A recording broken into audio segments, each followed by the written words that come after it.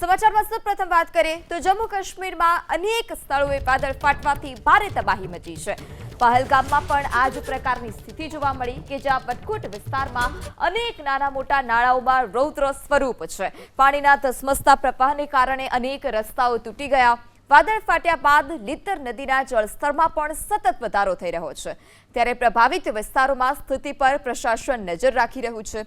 હાલ કોઈ જાનહાનિના અહેવાલ નથી, પરંતુ સતત ખાબકી રહેલા વરસાદને કારણે લોકોને સતર્ક રહેવા પણ સૂચના આપવામાં આવી છે। આ સાથે નદી નાળા પાસે ન જવા પણ લોકોને કહેવામાં આવ્યું। ત્યારે જમ્મુ કાશ્મીરમાં વરસાદ હવે લોકો માટે આફત બન્યો છે। બાંદીપોરા જિલ્લામાં સતત ખાબકી રહેલા મુશળધાર વરસાદની વચ્ચે અનેક વિસ્તારોમાં વાદળ ફાટવાની ઘટનાને કારણે ભારે તબાહી મચી। કુરગાબલ અને ગુરેજ સહિતના અનેક વિસ્તારોમાં ફ્લેશ ફ્લડને કારણે રસ્તાઓ ધોવાયા છે। દિવાલો ધરાશાય થઈ અનેક સ્થળોએ જનજીવન અસ્તવ્યસ્ત થઈ ગયું છે। સ્થિતિ બગડતા જ બાંદીપોરા પોલીસે યુદ્ધના ધોરણે રાહત બચાવ કામગીરી શરૂ કરી અને 80થી વધારે લોકોનું રેસ્ક્યુ કરી સુરક્ષિત સ્થળે ખસેડવામાં આવ્યા છે।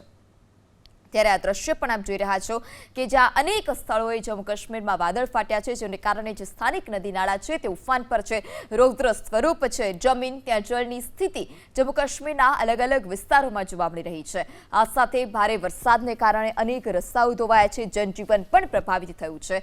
પોલીસ કે જે સતત રાહત બચાવની કામગીરી કરી રહી છે, જે સ્થળો વધારે પ્રભાવિત છે ત્યાંથી લોકોનું સ્થળાંતર કરવામાં આવી રહ્યું છે। અનેક વિસ્તારોમાં પૂર જેવી સ્થિતિનું પણ નિર્માણ થયું છે। આ નદીનો ધસમસતો પ્રવાહ કે જેને કારણે લોકો ત્યાંથી એક સ્થળેથી બીજા સ્થળે પણ નથી જઈ શકતા। ત્યારે આગળ વાત કરીએ તો પુલવામા જિલ્લાના ત્રાલમાં વાદળ ફાટવાથી હાહાકાર મચી ગયો। આસપાસના ગ્રામ્ય વિસ્તારોમાં પાણી ફરી વળતા જનજીવન ઠપ થયું છે। ઘટનાની જાણકારી મળતા જ સ્થાનિક પ્રશાસન અને રાહત એજન્સીઓ જે પ્રભાવિત વિસ્તારમાં પહોંચ્યું અને સ્થિતિનું નિરીક્ષણ કર્યું છે। આ ત્રાલના પણ આપ દ્રશ્યો જોઈ રહ્યા છો કે જ્યાં વાદળ ફાટવાથી રસ્તા ઉપરથી નદીઓ વહેતી હોય, નદીનો ધસમસતો પ્રવાહ હોય તે પ્રકારના દ્રશ્યો છે। ભારે તબાહી મચી છે, જમીન ત્યાં જળની સ્થિતિ જોવા મળી રહી છે। ઘટનાને પગલે સ્થાનિક પ્રશાસન અને રાહત એજન્સીઓ પણ સ્થળ પર પહોંચી રહી છે। ત્યારે જમ્મુ કાશ્મીરના કુપવાડામાં વાદળ ફાટવાની ઘટના બાદ પૂરની સ્થિતિ। અચાનક જ પાણીનો પ્રચંડ પ્રવાહ, અનેક નીચાણવાળા વિસ્તારમાં અફરાતફરીનો માહોલ સર્જાયો। પાણીનો ધસમસતો પ્રવાહ અને અનેક ઘરોમાં પાણી ઘૂસી જતા સામાન પણ બરબાદ થઈ ગયો છે। આ સાથે ખેતરો પણ ધોવાઈ જતા ખેડૂતોને વ્યાપક નુકસાન થયું। સ્થાનિક લોકોનું કહેવું છે કે વારંવાર વાદળ ફાટવાની ઘટનાથી તેમની આજીવિકા પર ગંભીર અસર પડી રહી છે। આ રેસ્ક્યુના પણ આ દ્રશ્યો છે। કુપવાડામાં વાદળ ફાટતા તારાજી જે બીમાર વ્યક્તિઓ હોય છે તેમને પણ ટીંગાટોળી કરીને લઈ જવાની ફરજ પડે છે। જે નીચાણવાળા વિસ્તાર છે ત્યાં ફસાયેલા લોકોને પણ રેસ્ક્યુ કરવાની કામગીરી હાથ ધરવામાં આવી છે।